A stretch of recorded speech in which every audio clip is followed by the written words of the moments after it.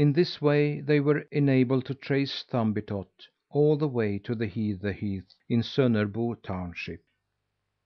As soon as the goosey gander and Dunfin had found Thumbietot, they had started toward the north in order to reach Taberg.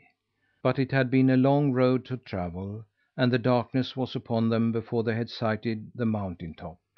"If we only get there by to morrow, surely all our troubles will be over," thought the boy, and dug down into the straw to have it warmer. All the while the cow fussed and fumed in the stall. Then all of a sudden she began to talk to the boy. "Everything is wrong with me," said the cow. "I am neither milked nor tended. I have no night fodder in my manger, and no bed has been made under me. My mistress came here at dusk to put things in order for me, but she felt so ill that she had to go in soon again, and she has not returned."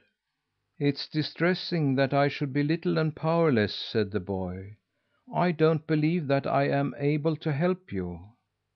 "You can't make me believe that you are powerless because you are little," said the cow. "All the elves that I've ever heard of were so strong that they could pull a whole load of hay and strike a cow dead with one fist." The boy couldn't help laughing at the cow. "They were a very different kind of elf from me," said he. "But I'll loosen your halter and open the door for you, so that you can go out and drink in one of the pools on the place, and then I'll try to climb up to the hay loft and throw down some hay in your manger." "Yes, that would be some help," said the cow. The boy did as he had said, and when the cow stood with a full manger in front of her, he thought that at last he should get some sleep. But he had hardly crept down in the bed before she began anew to talk to him. "You'll be clean put out with me if I ask you for one thing more," said the cow. "Oh, no, I won't, if it's only something that I'm able to do," said the boy. "Then I will ask you to go into the cabin directly opposite and find out how my mistress is getting along. I fear some misfortune has come to her." "No, I can't do that," said the boy. "I dare not show myself before human beings." "Surely you are not afraid of an old and sick woman," said the cow. "But you do not need to go into the cabin. Just stand outside the door and peep in through the crack." "Oh, if that is all you ask of me, I'll do it, of course," said the boy. With that he opened the cowshed door and went out in the yard. It was a fearful night. Neither moon nor stars shone. The wind blew a gale, and the rain came down in torrents. And the worst of all was that 7 great owls sat in a row on the eaves of the cabin. It was awful just to hear them where they sat and grumbled at the weather. But it was even worse to think what would happen to him if one of them should set eyes on him. That would be the last of him. "Pity him who is little," said the boy as he ventured out in the yard. And he had a right to say this, for he was blown down twice before he got to the house. Once the wind swept him into a pool, which was so deep that he came near drowning, but he got there nevertheless. He clambered up a pair of steps, scrambled over a threshold, and came into the hallway. The cabin door was closed, but down in one corner a large piece had been cut away, that the cat might go in and out. It was no difficulty whatever for the boy to see how things were in the cabin. He had hardly cast a glance in there before he staggered back and turned his head away. An old gray haired woman lay stretched out on the floor within. She neither moved nor moaned, and her face shone strangely white. It was as if an invisible moon had thrown a feeble light over it.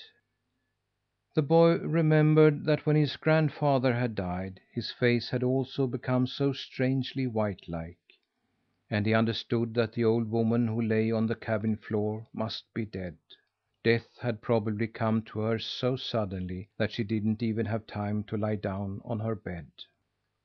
As he thought of being alone with the dead in the middle of the dark night, he was terribly afraid. He threw himself headlong down the steps and rushed back to the cowshed. When he had told the cow what he had seen in the cabin, she stopped eating. "So my mistress is dead," said she. "Then it will soon be over for me as well." "There will always be someone to look out for you," said the boy comfortingly. "Ah, you don't know," said the cow, "that I am already twice as old as a cow usually is before she is laid upon the slaughter bench.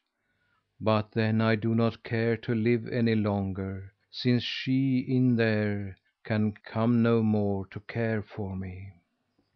She said nothing more for a while, but the boy observed, no doubt, that she neither slept nor ate. It was not long before she began to speak again. "Is she lying on the bare floor?" she asked. "She is," said the boy. "She had a habit of coming out to the cowshed," she continued, "and talking about everything that troubled her. I understood what she said, although I could not answer her. These last few days she talked of how afraid she was lest there would be no one with her when she died.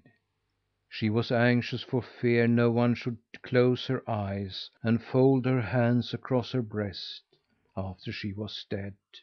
Perhaps you'll go in and do this." The boy hesitated. He remembered that when his grandfather had died, mother had been very careful about putting everything to rights.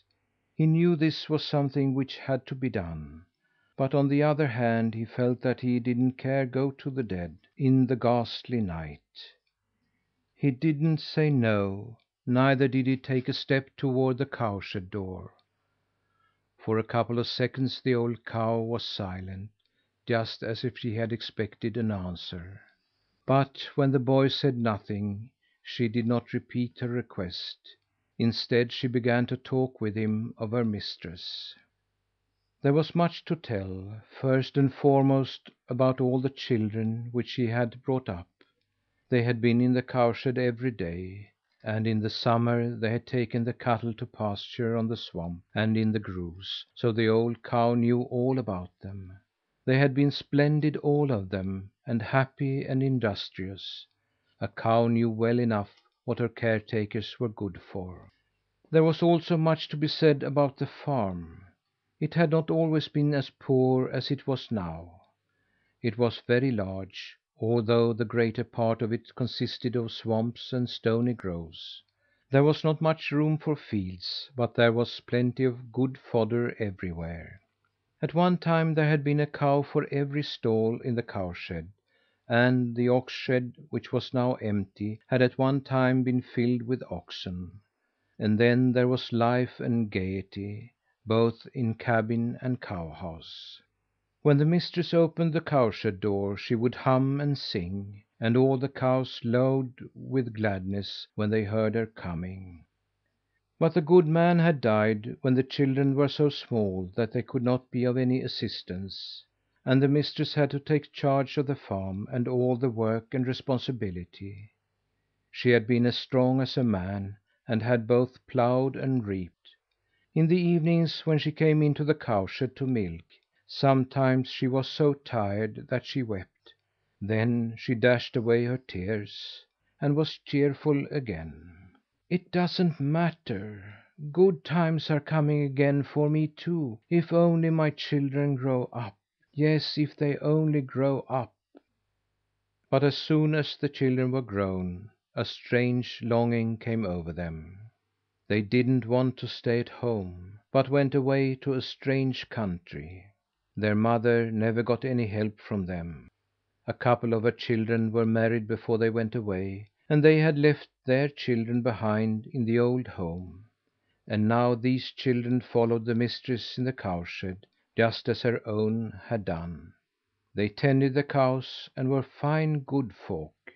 And in the evenings, when the mistress was so tired out that she could fall asleep in the middle of the milking, she would rouse herself again to renewed courage by thinking of them. "Good times are coming for me too," said she, and shook off sleep, "when once they are grown." But when these children grew up, they went away to their parents in the strange land. No one came back.